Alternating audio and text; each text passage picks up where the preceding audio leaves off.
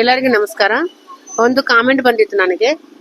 ಏನಪ್ಪಾ ಅಂತಂದ್ರೆ ಅವರು single mother. Okay, single mother ಆದ್ರೆ ಕೂಡ ಪರವಾಗಿಲ್ಲ, ನೀವು ಹೆಂಗಿರ್ಬೇಕು ಗೊತ್ತಾ, daring and dashing and lady ಆ ತರ ಇರ್ಬೇಕು.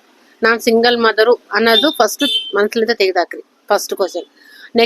ನೆಕ್ಸ್ಟ್ ನಾನು ಫಸ್ಟ್ ಆನ್ಸರ್ ಮಾಡ್ತಾ ಇದ್ದೀನಿ. ಸಿಂಗಲ್ ಮದರು, ನಾನ್ ಸಿಂಗಲ್ ಮದರ್ ಅನ್ನೋದ ಆಲೋಚನೆ ಕೂಡ ನಿಮ್ಗೆ ಬರಕ್ ಹೋಗ್ಬೇಡ್ರಿ. ಯಾಕಂದ್ರೆ ಸಿಂಗಲ್ ಮದರ್ ಕೂಡ ಎಷ್ಟೋ ಲೈಫ್ ತುಂಬಾ ಹೆವಿ ಲೈಫ್ ಲೀಡ್ ಮಾಡಿದವರು ಕೂಡ ಇದ್ದಾರೆ. ಸರಿನಾ?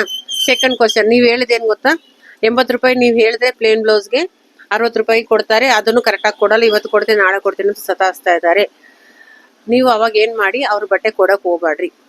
ಯಾಕಪ್ಪ ಅಂತಂದ್ರೆ ನಿಮ್ಗೂ ಅಂತೂ ಒಂದು ರೆಸ್ಪೆಕ್ಟ್ ಇದೆ, ನಿಮ್ ಮಾಡೋ ಕೆಲ್ಸಕ್ಕೆ ಒಂದು ರೆಸ್ಪೆಕ್ಟ್ ಇದೆ. ನಮ್ ರೆಸ್ಪೆಕ್ಟ್ ನಮ್ಗೆ ನಾವೇ ರೆಸ್ಪೆಕ್ಟ್ ಕೊಟ್ಕೋಬೇಕು. ಇನ್ನೊಬ್ರು ಬಂದು ನೀವು ಅಂತವ್ರು ಇಂಥವ್ರು ಅಂತ ಯಾರು ಹೇಳಲ್ಲ ನಮ್ಗೆ. ಸರಿನಾ? ನಮ್ಗ ಸೆಲ್ಫ್ ರೆಸ್ಪೆಕ್ಟ್, ನಾವ್ ಮಾಡೋ ಕೆಲ್ಸಕ್ಕೆ ರೆಸ್ಪೆಕ್ಟ್ ಇದೆ. ಟೈಲರ್ ಅಂದ್ರೆ ಏನ್ ಕಡಿಮೆ ಇಲ್ಲ. ಸರಿನಾ? ಫಸ್ಟ್ ಅದು ಥಿಂಕ್ ಮಾಡಿ. ನೀವು ಥಿಂಕ್ ಮಾಡ್ಬಿಟ್ಟು ನೀವು ಫಸ್ಟ್ ಸಿಂಗಲ್ ಮದರ್ ಅನ್ನೋದು ಮೈನಸ್ ಮಾಡಿ, ಆಮೇಲೆ ನಿಮ್ ಲೈಫಲ್ಲಿ ನಿಮ್ ಕಸ್ಟಮರ್ಗೆ ನೀವು ತಿಳಿಸಿ ಹೇಳಿ, ನಾ ಸ್ಟಿಚ್ ಮಾಡಿದ ದುಡ್ಡು ನಾನು ಕರೆಕ್ಟ್ ಆಗ್ಬೇಕು. 80 ರೂಪಾಯಿ ಹೇಳಿದ್ರಲ್ಲ, 60 ಕೊಡ್ಲಿ, ಅದನ್ನ ಕರೆಕ್ಟ್ ಆಗಿ ಇಸ್ಕೊಳ್ಳಿ ಅಷ್ಟೇ. ಅವ್ರು ಎಷ್ಟು ಕೊಡ್ತಾರ ಅನ್ನೋದು ಸಮಸ್ಯೆ ಅಲ್ಲ, ಕರೆಕ್ಟಾಗಿ ಕೊಡ್ತಾರ ಇಲ್ಲ ಅನ್ನೋದು ಮೇನ್ ಇಂಪಾರ್ಟೆಂಟ್ ಆಗಿರುತ್ತೆ.